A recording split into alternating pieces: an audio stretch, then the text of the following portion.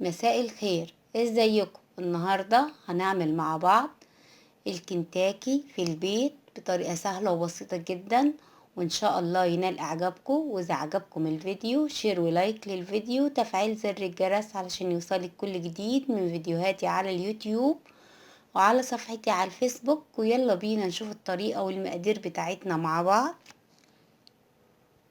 في بولة فاضية هنزل فيها بالحليب او اللبن، هنزل كمان عليها بعلبة زبادي. التوابل بتاعتنا: توم باودر، بصل باودر، كركم، بهارات 7، بابريكا، بهارات فراخ، ملح، بهارات كباب، كيس من الفيجيتار، مكعب مرق. التوابل بتاعتنا متوفرة في أي بيت، سهلة وبسيطة جدا، بس هتدي طعم جميل جدا للكنتاكي بتاعي. هنقلبهم كده كويس. طبعا لازم تظبطي الملح بتاعك. هنا الفراخ احنا غسلينها ومنضفينها كويس ونقعناها في ملح ومية وليمون، وسبتها حوالي نص ساعة، وبعد كده غسلتها كويس زي ما انت شايفة كده. هنزل عليها بالتوابل اللي احنا جهزناها مع بعض زي ما انت شايفة كده. انا هغطيهم وهسيبهم لتاني يوم الصبح، وهنبتدي نجهزهم مع بعض. طبعا علشان الكنتاكي يطلع معاكي طعمه جميل ويستوي معاكي بسرعة، لازم تجهزيه من قبلها بيوم علشان يستوي معاكي أسرع ويشرب من التتبيلة حلو وما ياخدش وقت معاكي على النار. أنا هسيبه في التلاجة لتاني يوم الصبح، وهنبتدي نجهزه مع بعض. معانا هنا 3 أكواب من الدقيق، هنزل عليهم بالتوابل: توم باودر، بهارات فراخ، وبصل باودر، وشطة حمرا، وهنزل عليهم كمان بكوباية من النشا،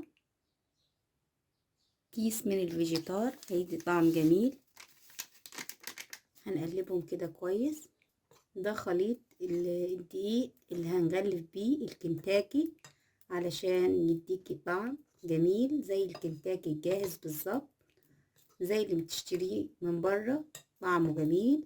هنا بعد ما قلبنا الخليط بتاعنا في بعضه كويس، هنبتدي نجهز الفراخ بتاعتنا. معانا هنا الفراخ بتاعتنا بعد ما باتت ليلة كاملة في التلاجة زي ما انت شايفة كده.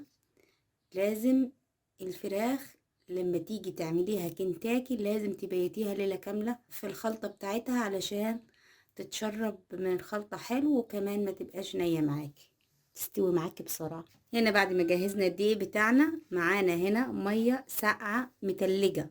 اهم حاجة المية اللي هتستخدميها تبقى معاكي ساقعة، هتفرق وهتديكي نتيجة ممتازة جدا جدا.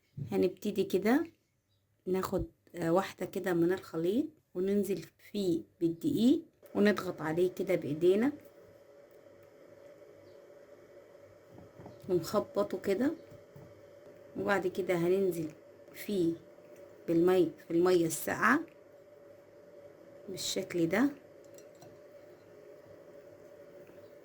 وبعد كده هناخده مرة تانية جوه الدقيق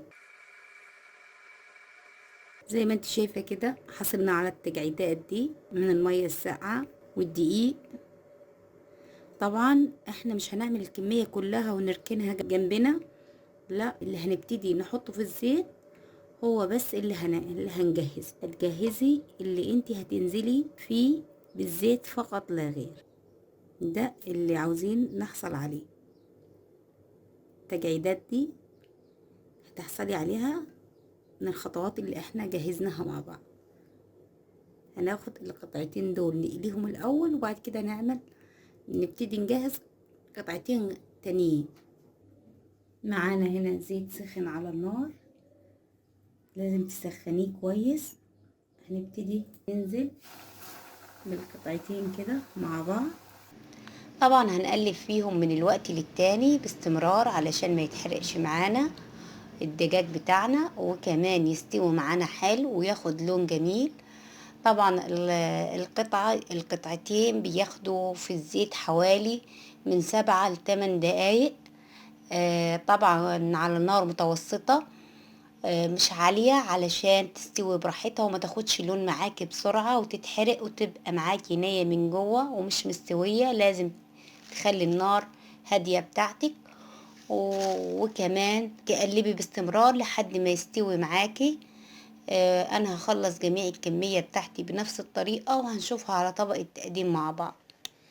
زي ما انت شايفة كده، بعد ما خلصنا الكمية بتاعتنا قلي بالشكل ده، زي ما انت شايفة لونها جميل وطعمها بجد لذيذ زي الجاهزة واحلى كمان، ومقرمشة معانا، واخدة نفس التجاعيد بتاعت الكنتاجي الجاهز اللي بنجيبه من بره بالظبط. نفس الشكل ونفس اللون ونفس الطعم، بأمانة حلو خالص، وكمان مستوي معانا حلو من جوه، مش ني ولا اي حاجة. زي ما انت شايفة كده، مفيهوش اي دم ولا اي زفارة ولا اي حاجة، جميل جدا جدا ويستحق التجربة. ويا رب كده يكون الفيديو نال اعجابكم، واذا عجبكم الفيديو شير ولايك للفيديو، تفعيل زر الجرس علشان يوصلك كل جديد من فيديوهاتي على اليوتيوب وعلى صفحتي على الفيسبوك. ومع السلامة.